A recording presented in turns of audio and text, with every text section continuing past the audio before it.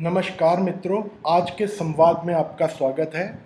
Grooming of a child कड़ी में शायद ये चौथी कड़ी है ये मेरी। अभी तक हमने बात की कि किस तरह अलग अलग तरीक़ों से बच्चों के ऊपर हम गलत प्रेशर डाल जाते हैं एज अ पेरेंट। मैं भी शामिल हूँ साहब, हो सकता है मैंने भी कोई जो आपको समझा रहा है कोई वो बहुत परफेक्ट पेरेंट नहीं रहा होगा, उसने भी बहुत गलतियाँ की होंगी साहब, ठीक है ना। तो आज की कड़ी को हम आगे बढ़ाते हैं कि आज की कड़ी की मैं बात शुरू करता हूँ साहब एक छोटी सी बात से, एक छोटी सी थॉट से, कि जो पौधा एक्चुअली में यही वो इवेंट है जहाँ से कि आज मेरे दिमाग में ये आया कि मेरे को ये कड़ी आज ही बनानी है, अभी बनानी है, और नींद आने के बावजूद मेरे को रिकॉर्ड कर रहा हूँ मैं, कि जो पौधा पेड़ की छाया में रहेगा वो पौधा ही रह जाएगा साहब, वो पेड़ नहीं बनेगा, वो पनप ही नहीं पाएगा जो मरी ना गया तो, ठीक है ना। क्योंकि वो पौधे को, जिस पौधे को धूप हवा पानी नहीं मिल रहा वो पनपता नहीं साहब, वो रह ही जाता है। तो अब यहाँ पर समझिएगा साहब, ये मैंने ऐसा क्यों कहा कि बहुत सारे मैं ना पेरेंट्स को जानता हूँ जो अपने बच्चों को अपने से दूर नहीं जाने देना चाहते। दूर कैसे? हॉस्टल में नहीं भेजना, ये दूर के कॉलेज में नहीं भेजना। अब क्यों नहीं भेजना, उसकी बड़ी सारी ना वजह है, मैं समझाता हूँ। सबसे पहली वजह, सबसे ज़रूरी उनमें से, रॉन्ग इमोशनल बॉन्ड्स। बहुत ज़्यादा ना बच्चों से अटैच। वो किसी ज़माने में एक पोस्टर हुआ करता था, उस पर लिखा होता था, you love me so much that it hurts. तो कभी कभी माँ बाप इतना ज़्यादा बच्चे के साथ जुड़ाव होता है कि वो चाहते ही नहीं कि हमारा बच्चा हमसे दूर जाए, पर वो भूल जाते हैं कि जो पौधा पेड़ की छाया से बाहर निकलेगा साहब, वही पेड़ बनेगा। उसको पनपने के लिए धूप हवा पानी चाहिए, ठीक है। अब यहाँ पर जो दूसरा, जो पेरेंट्स सुन रहे होंगे मेरी बात को, अब उनको कोई ना कोई बहाना तो चाहिए ना अपनी बात को जस्टिफाई करने के लिए कि नहीं जी ये इमोशनल बॉन्ड तो ठीक है, हम तो इसलिए नहीं जाने देना चाहते, हमारा ना बच्चा बड़ा इनोसेंट है, बेचारे को दुनिया का पता नहीं। साहब जिस जिसको ये लगता है ना कि आपके बच्चे को दुनिया का नहीं पता, एक ज़रा एडल्ट जोक सुनाओ और उसके चेहरे पे जो शरारत भागती हुई जाएगी ना उसके चेहरे से, सब पता लग जाएगा कि उसकी इनोसेंस कहाँ खड़ी है। मेरी बात को समझिएगा कि ये जो इनोसेंस है ना, ये भोलापन है, ये एज अ पेरेंट हम इतना ओवर प्रोटेक्टेड रख देते हैं अपने बच्चे को, या रखना चाहते हैं अपने बच्चे को, कि वही प्यार बच्चे के लिए जहर, तकलीफ बन जाता है साहब। जहर ना भी कहो तो तकलीफ बन जाता है। आज ही हुआ, ये मेरे ऑफिस में हुआ, बच्चा मेरे आगे अपने ना फादर से लड़ रहा है कि जी मेरे को बाहर जाने दो, मेरा 2 बार बाहर का वीज़ा लग गया, ये मेरे को जाने नहीं देते। मैं कहा, उसको मैं लड़के के फादर को समझा रहा हूँ कि भाई उसको जाने दे, उसकी ग्रोथ है वहाँ पर, वो बच्चा कामयाब हो जाएगा। नहीं जी, जाने ही नहीं देना, एक बहाना, दूसरा बहाना, तीसरा बहाना।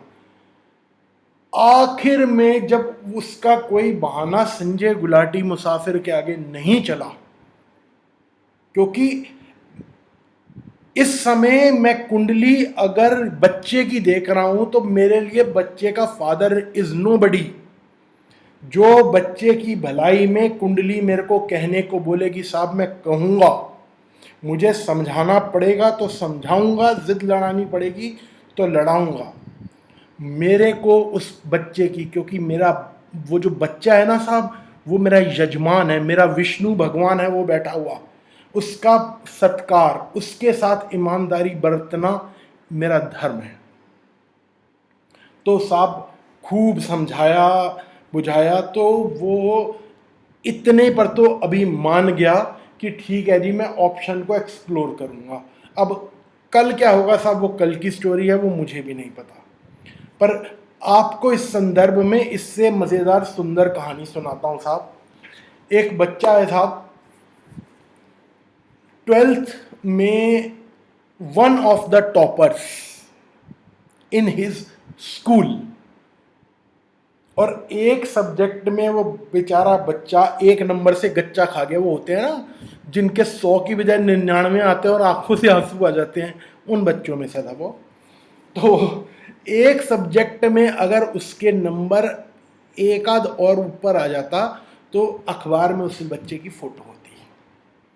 ठीक है साहब, इतना हाईली क्या बोलूं अब साहब, अब वो अक्लमंद बोलना या एजुकेटेड बोलना तो मेरे को ये नंबर से मैं रिलेट नहीं करता, पर एकेडमिकली इतना वो अच्छा बच्चा था, है, था इज अ रॉन्ग वर्ड, है। तो साहब अब उसके बाद उसके पेरेंट्स मेरे को उसकी कुंडली दिखाने आए। मैंने कुंडली देखी, मैंने छूटते ही बोला, मैं कहा जी इस बच्चे की एजुकेशन तो बाहर है, इसको बाहर जाने दो। नहीं जी, हम तो अपने बेटे को अपने से दूर जाने ही नहीं दे सकते, ये मेरी नज़रों से दूर हो गया तो मेरी तो जान ही निकल जाएगी। जैसे साहब जी क्या बोले, भगवान राम के पिताजी दशरथ जी हैं और वो राम है, कि वे प्राण ही निकलेंगे अगर बच्चा नज़रों से दूर हो गया। साहब सिर्फ इसी चक्कर में बच्चे की उन्होंने बाहर एडमिशन नहीं होने दी, और हार के पता एडमिशन, दिल्ली में वो बच्चा रहता था, और यहाँ से करीबन आप समझो 150 किलोमीटर दूर किसी कॉलेज में उसका एडमिशन हुआ। रोज का 2-2.5 घंटे का जाना, 2-2.5 घंटे का आना, 5 घंटे उस बच्चे की जिंदगी के रोज खराब हो रहे थे, सिर्फ पेरेंट्स की रॉन्ग इमोशनल बॉन्ड की वजह से। Wrong emotional bonds, take my words. खैर कहानी यहां खत्म नहीं होती, यहां से शुरू होती है साहब। 4 साल की एजुकेशन वो उसने कैसे भी वो ग्रेजुएशन पूरी की। 4 साल अपने बच्चे को जी भर के टॉर्चर करने के बाद बच्चे के फादर को समझ आया कि जी हम तो बच्चे के लिए इससे अच्छा कर सकते हैं। आज वो बच्चा यूएस में जॉब कर रहा है, वो वहाँ सेटल होगा, क्या होगा वो आज का मेरा सब्जेक्ट नहीं है। मेरा सब्जेक्ट ये है कि जब बच्चे की एजुकेशन बाहर थी तो वो बच्चा बाहर ही पढ़ा, पहले दिल्ली से बाहर बेचारा भागता रहा, और अब यूएस में सेटल्ड है। जॉब अपनी पोस्ट ग्रेजुएशन में उसने यूएस से करने के बाद अब जॉब कर रहा है, अच्छा सेटल्ड है, मालिक उसको खूब ट्रैक पे रखा हुआ है, खूब कामयाबी देगा। ठीक है साहब। तो ये जो रॉन्ग इमोशनल बॉन्ड्स है ना साहब, एज अ पेरेंट्स आपके अंदर, उसको ज़रा कम करो।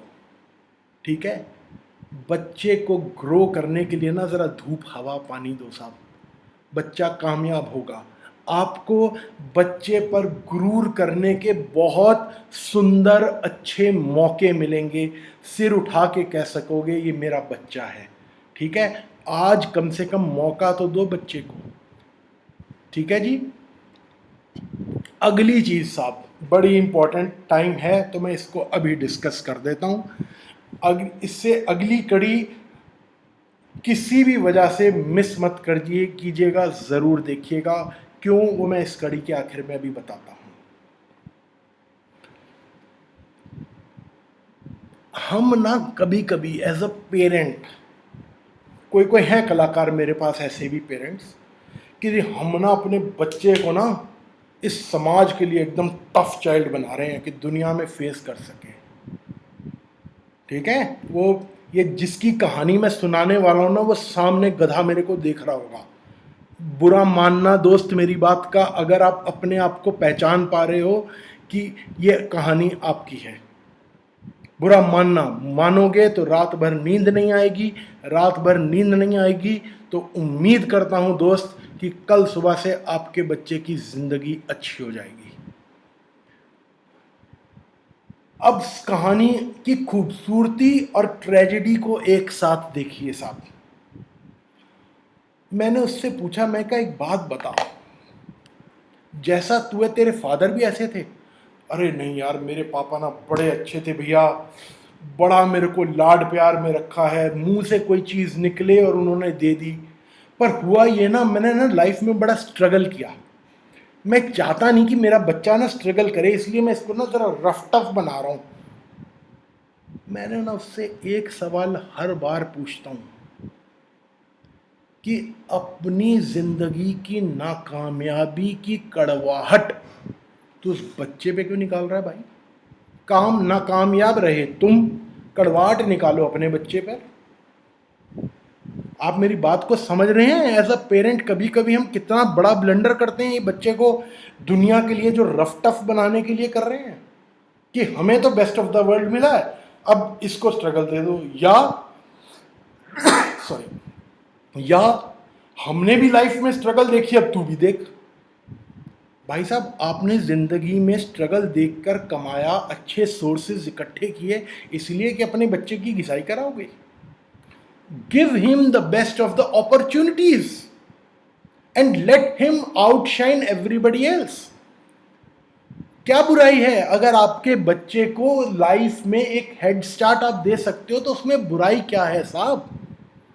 आप बच्चे की क्या इतनी छोटी मदद नहीं करना चाहते? देखिए साहब, यहां पर ना बहस करने के लिए बहुत कुछ है। जिसको समझना है वो इतने में से समझ जाएगा, जिसको नहीं समझना उसके पास बहाने 100 हैं। ठीक है साहब, यहाँ के इस पूरे एपिसोड को, इस टॉक को मैं अभी यहीं कंक्लूड कर रहा हूँ।